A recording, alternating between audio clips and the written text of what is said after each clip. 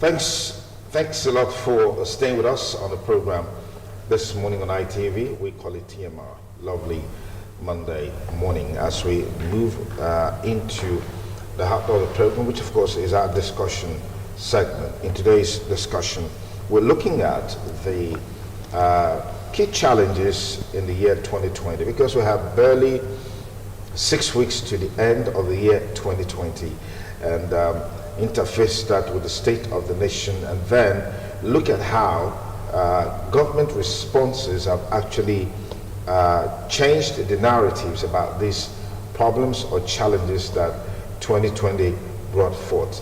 For many people, 2020 has been a very tumultuous year, a very challenging year, a very difficult year. I mean, from the beginning of the year up until now, is one challenge or the other that humanity is dealing with. Was it ever anticipated? And to what extent are we responding to dealing with this issue? These are some of the things we're going to be looking at today. You call it education, the economy, insecurity. It just keeps widening by the day in terms of the challenges in each of the sectors. Let me thank my panelists that are here with me in the studio now. Bishop Austin Igbasan is General Overseer of Sword of Liberation Bible Church. Bishop, thank you for joining us. Thank you for having me. Good morning, viewers. We also have with us here in the studio Christopher Ojekere is a Programs Officer, Foundation for Good Governance and Social Change. Thank you for joining us on the program. Good morning, Sonny. Thank you. Okay, let me start with the Bishop. 2020, was it in any way anticipated, maybe from because you can delve into the spiritual realms and bring some things forward from such a level of interaction. Was it ever anticipated it was going to be this way? There was a prophecy that came up towards the end of the 2019 that we shared with them in church, and so it was also put on Facebook that the year 2020, by figure, the year equalizes itself 2200. Now you see that the figures look as if they are one, but the Lord told us that it's something that is going to shake the fabrics of the world, and there will be a shift, a foundational shift in the whole wide world that will take the attention of men. It will also humble the pride of humanity. And if we want to start with COVID-19, you will see that even nations that call themselves world power, for the first time in history, they were made to kneel down for the Almighty. They now knew that we are not in charge. One of the major lessons that the whole world learned, that we are not in charge. Those people who are, by the virtue of technological advancement, that felt that they don't need God. There is nothing that has to do with God. We have what it takes to be a God to ourselves. Now, God said he will make men to kneel down and respect the supremacy of God. And we have been able to see that people that felt that, countries that felt that they forecast things before it happened, the thing came suddenly to meet them unprepared. And I think that the major lesson is that God showed to man that man still remains man, and God is still God, and nobody should take the place of God. Nobody, no country in the world will say G this, G that, G. I told them at the end of 2019, I said, in the year 2020, God will tell men that anything G is God. Well, you have G16, G18, whatever you call it. That G, it is is an alphabet for God that men have been able to hijack. But one of the major lessons is that nations that pride themselves as world power knew that power truly belongs to God. And God rules in the affairs of men, that nobody should take the place of God. Just like Nebuchadnezzar that said, this is me, Nebuchadnezzar, all nations bow before me, kings are under me. God said, no, I rule in the affairs of men. So that is the major lesson, that it came unprepared. People never saw it coming, and it came to show that God remained God. And solutions of humanity is in the hand of God, and we must always run to God. Okay, let me pause you there. Let me just quickly welcome Barrister Felix Isser for joining this conversation. Many thanks for coming on the program. Thank you for inviting me. Okay. Good morning, hello people. Okay, let me come to Chris.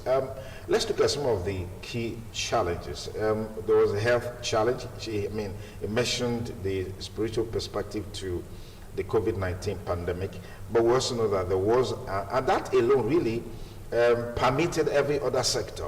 Today, ASU is on strike. We don't know when that strike is going to be called off. And then we look at the challenge of insecurity at the national level, particularly in the Northeast. The issue of Boko Haram is still there. The issue of herdsmen attack is still there, and all of these issues. Let's get your perspectives on these issues and the level of government response. All right, the issues are myriad, and it is sometimes a bit difficult to tackle them. So I think maybe we just itemize. Okay. And let's take, for instance, the issue of the pandemic. That was a universal, problem.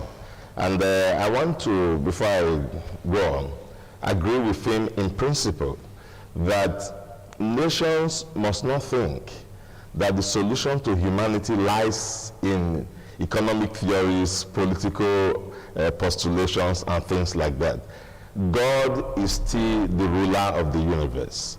And the earlier we resort back to him to begin to draw inspiration for the solutions to our problems, the better for everyone of humanity. Now, having said that, we come back to Nigeria.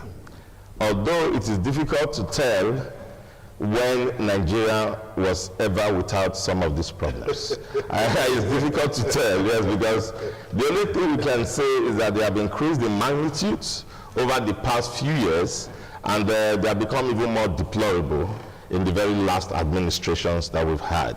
Take ASU strike, for instance. I find it very saddening that you have an institution of the society, an illumining institution of society, which is what the educational sector is. I don't know that anybody cannot understand that if society does not get education, if they don't get enlightenment, that society is in darkness and it is heading for greater darkness. It's actually heading for a cataclysm. Education of the nation, especially tertiary education, is not something that should be related to either a political party or even the government in power. It's a national issue. The government is to lead and drive an emergency solution to the educational sector of Nigeria. ASU and government, even before I entered the university, and that time it was in the days of the military. So we said, okay, the military did not understand the benefits of an enlightened society because this is jackboot administration, dictatorship and command and control. Now, we fought for, our fathers fought for transition to civilian rule, and we still have the same problem, protracting. ASU will be telling you about agreements that they reached with government in 2013, in 2014, sometimes in 2009, and that government upon government have refused to address the issues. The latest ones, ASU came up with certain, points that I think government, and indeed the entire society, need to sit down and listen to. By the time they read out the figure of what they were asking of government, for instance, they want 110 billion to fund research, and then to build facilities, lecture facilities, research facilities in the 42 federal government universities. The total amount, when they did the division, amounted to 2.6 billion for each of these universities. And then they now compared it with just one item, which was the 37 billion given for the renovation of the National Assembly. I had always entered the National Assembly from the time it was built until the time they said they did that renovation. What you see there is just a continual upgrading of an already very over-upgraded system. That is what you find there. 37 billion was voted for that. And now we are talking about 2.6 billion for each of the university. And it is a problem. And the Minister of Labor and Productivity, Chris Ugige, seemed to revel in all this ASU confrontation, making statements about the law or providing them opportunities for options and all of that. All of that will not solve the problem. We are not going to sack the entire university lecturers in Nigeria and import new ones. We should be able to sit down with them. Among those university lecturers were where we got our own education, and so many other people got their education, and many of them in government. So you cannot say they are nincompoops and stupid and they don't know what they are talking about. The issues are IPPS, integrated payment payroll system. Now, and then the funding of the university. These are the two critical issues. The end allowance, I mean, that's a small thing to deal with. These are the two critical issues.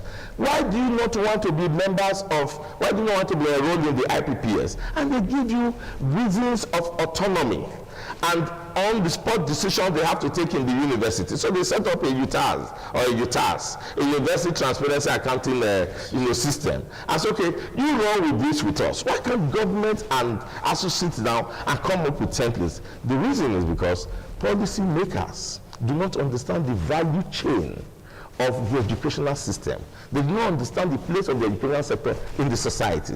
And so it's a face-off thing of aura, ego, and all of that. ASU should bow, government should bow, and all of that. So you think government has not lived up to expectation? Government has failed in living up to the expectations. We have appealed to ASU enough. So I'm taking a position. I'm taking a position with ASU on this matter. We have appealed to ASU enough. Every time they come up with this mirage of things, we say after about 6 months, ASU should please return to classroom, and they return to classroom. But you cannot be telling me that ASU will be discussing 110 billion. I mean, I don't want to go into the political consumptions, of our political leaders as if you are trying to stir upside. So it shouldn't be. If you have to give them the 110 billion and every other thing that they need to return to classrooms, let them do so. Okay. Yes. Let me proceed there. I'll come back to you. And interestingly, on Thursday last week, the Unibank chapter of ASU hosted a symposium to honor Professor Festus Iyayi, the former national president of ASU, who incidentally lost his life on his way to Kano to sign an agreement, which has been a product of discussion, strike, and all of that. Yes. How many years down the line? 20-something years down the line. What has been done? Has it found the killers? Nothing has been done. The issues are still there as it relates to ASU. And then there's something while interfacing with them recently, I heard something. It wasn't memorandum of understanding, which is MOU, as we know it. It's memorandum of action. Memorandum of action. Yes, MOA. Yes. Like, where did you guys get that? Somebody just said it in the past. I wanted to get it. I said, no, it's not. He said, because government promised that this is no longer an understanding. This is now an action plan for us. So we are calling it memorandum of action. Yet we are still where we are. Let me get your take on this, Mr. Felix said. I mean, education as a challenge in 2020, particularly with the protracted ASU strike. Whether you call it a memorandum of understanding or memorandum of action, it's still an intention to do something. It's not an agreement, it's not a contract. Even if it's a contract, it is still very hard to enforce with the government. I must say that I think if you go to the streets, you realize that the effect of not just bad education, but the effect of this type of challenging educational system is having on the society. You realize that our government seems to pay a very poor attention to the educational sector. Apart from the issue of the strike, I can tell you that for the past 2 years, many persons who are in school, they are dropping out of school because of government have realized that, the only source of generating revenue is increment of tuition fee. Despite the increment of this tuition fee, these students are still made to pass through this type of challenges in education. How could you imagine? For the past 7-8 months, people are at home. Students are at home. You are delaying and frustrating their destiny. For me, I think that in considering the educational sector, vis-a-vis having a responsible government, one would have thought that education would have been the focal point of any administration, both at the federal level, to the state, to the local government level. But that has not been. From the primary sector to the university sector, it becomes a challenge. The introduction of universal basic education, one thought that, it would have reduced illiteracy, it would have reduced lack of proper education, it would have reduced inaffordability of education, but no. Few weeks ago, I had an interaction with a friend, and I used Benin City as a case study. I said, despite the encouragement of education, despite the talk about education, despite the inspirational comments and speeches everywhere about education, you still go to the street and realize the lack of education. The NSAS protest exposed and espoused the inefficiency of our educational system. People keep saying that, oh, these guys are hoodlums. These guys are not just a matter of hoodlums.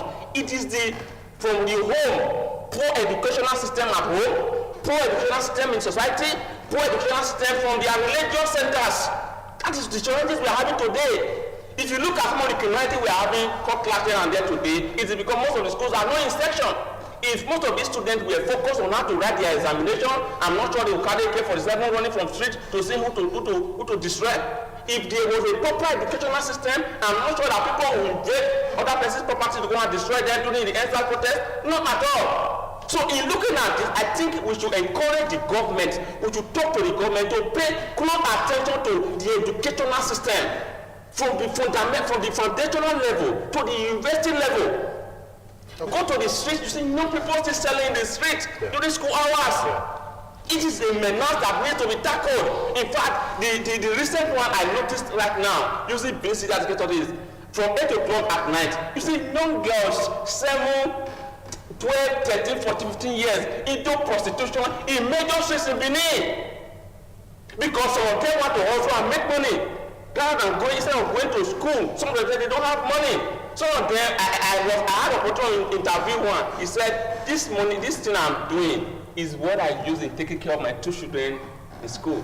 Because the government failed in their social welfare responsibility. That's why that girl, single mother, what she called herself, could indulge in some act to make money. Okay, let me pause you there. Get your perspectives on education, because we started off by looking at the year generally and how it spanned out in terms of these key challenges. Yeah. Now, we have educated illiterate as leaders. That's one of the major problems we have. It's true.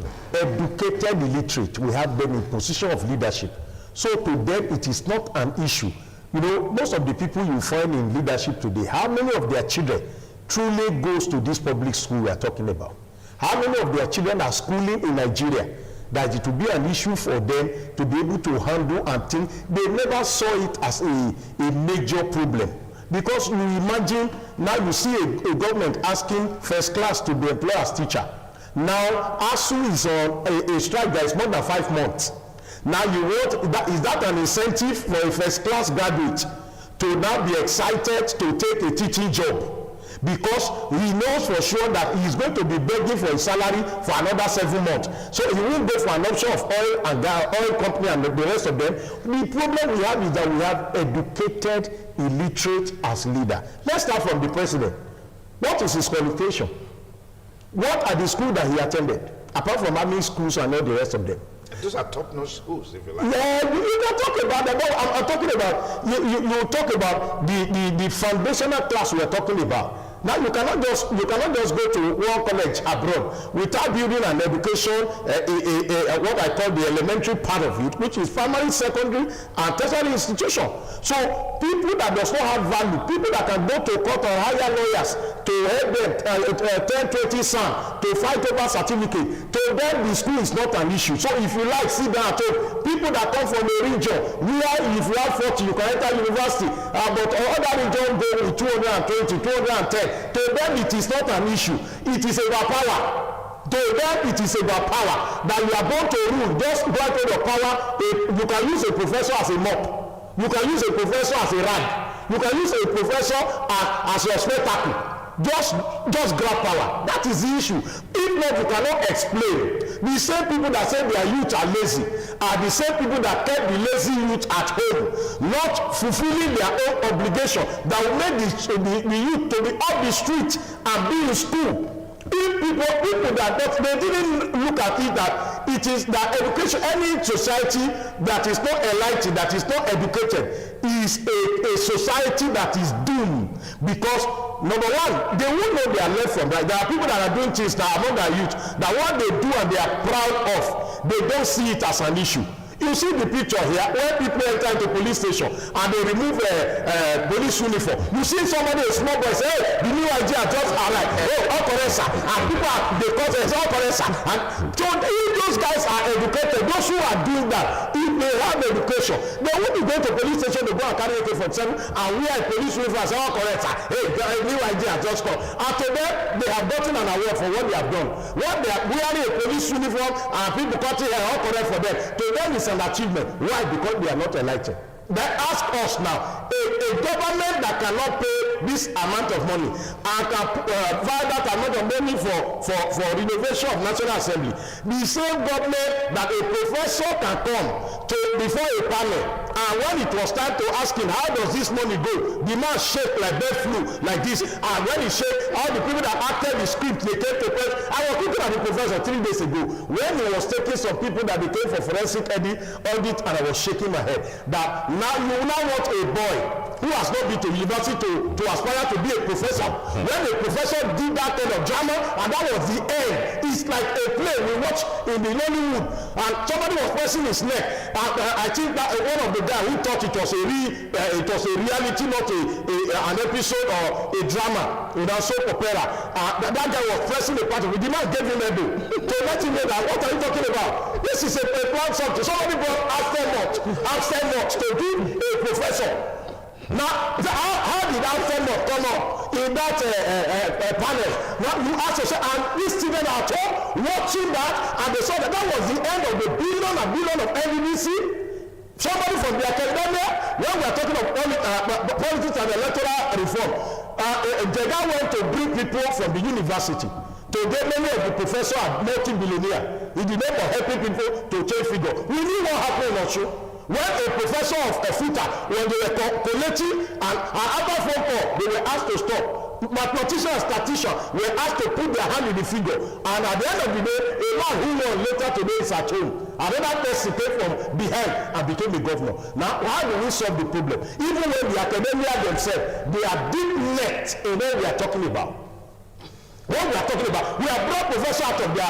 Many of them are excited. Say, they abandoned us in university. This electoral something. Now they take buy house for social play. You now saw that academia who carry chalk in the class and taught people in university how to build a moral nation. Now become immoral because they have a taste of what we are talking about. Okay. Let me proceed, Bishop Igbasa. Thank you. If you just join us, it's TMR Monday with yours sincerely, X-raying some of the key challenges of 2020 and what has been done, what needs to be done to fix them. Well, I don't know if that's possible between now and the end of the year, just barely 6 weeks to go. But it's good we look at them so we can help policymakers initiate actions to change the narrative about some of these challenges. Chris, let me come to you now as we look at insecurity. I know that at the height of substantial part of 2020, the challenge of insecurity, particularly in the northeast, was there, from Boko Haram to banditry, as they call it, then from banditry to herdsmen attack, particularly even in Mr. President's backyard, his hometown, was very, very conspicuous. And then towards the end of the year, we had the hashtag EndSARS protest. As a major fallout of that, using Edo State as a case study, we've seen an upsurge in crime and criminality, violent cult clashes that have left over 20 people dead in the last couple of days and still counting. Let's get your take on this. What is happening is that the facade that we have used to cover the rothiness that the nation has become has lifted itself. And so we are beginning to see the underbelly of all the terrible issues that government have been pretending do not exist. Now you can no longer pretend. It's right there. The president was pretending that he has technically defeated Boko Haram. And so it annoys the sponsors of those extremist Islamic groups. So they went to his own home state. And then he wanted to pretend as if it wasn't happening until it became a world issue. Women came out in Katsina Street and were protesting against the president. Youth brought down his billboard before he was forced to act.